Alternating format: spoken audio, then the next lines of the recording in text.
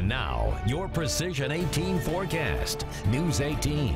Weather from where you live. Well, after some clouds bubbling up earlier, notice now we lack any cloud cover. Here in Greater Lafayette, this is near Interstate 65 in the Visitor Center on the east side of town.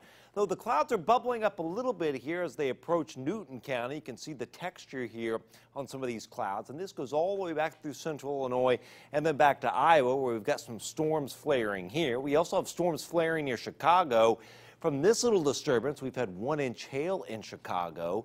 Its outflow boundary, or leading edge of its cooler air, goes back through central Illinois. See the line right here goes north of Peoria, and it curves all the way back to Iowa too. So bottom line is we've got some triggers out there for storms. The reason why we're not seeing big flare-ups close to the area is a cap. It's a warm, dry layer a few thousand feet up that's really acting as a lid. It's impeding storms from really going up and coming into the area. And also these strong winds we've had today have actually mixed down a little drier air from that cap towards the ground. So the humidity has gone down a little bit. 80 by 9 o'clock this evening, but by 11 o'clock, as some storms form in Iowa and Illinois, they will be collapsing, but they may hang on long enough to generate a couple at least isolated showers and storms during the late evening and overnight hours, a low near 68. And if any of those isolated storms can hang on long enough, there's enough shear there for an isolated severe storm, generally along and north of an Attica to Lafayette to Peru line.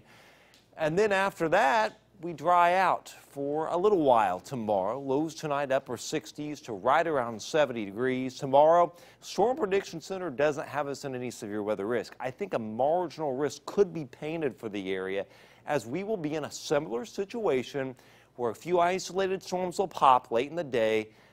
They may hang on long enough with some capping around to produce marginal risk of severe. 88 the high tomorrow. Heat indices in the mid-90s with 87 to 90 for highs. Viewing area wide and heat indices low 90s to near 100 viewing area wide tomorrow as well.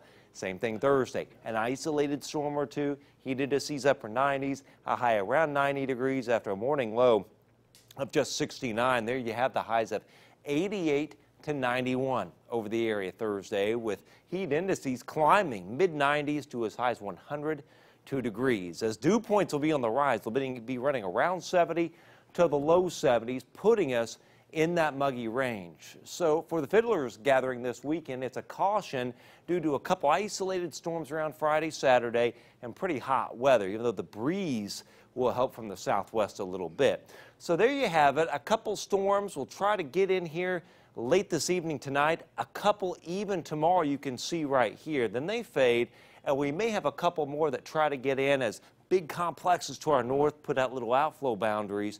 Could pop a couple isolated storms Friday and Saturday too, with the normal high at 85, a 91 Saturday, a 90 on Sunday and Monday. And then next potential of more widespread storm action would be late Tuesday. Okay, this is truly baseball weather, right? The Aviators already in action today. You couldn't ask for a better day, and today was the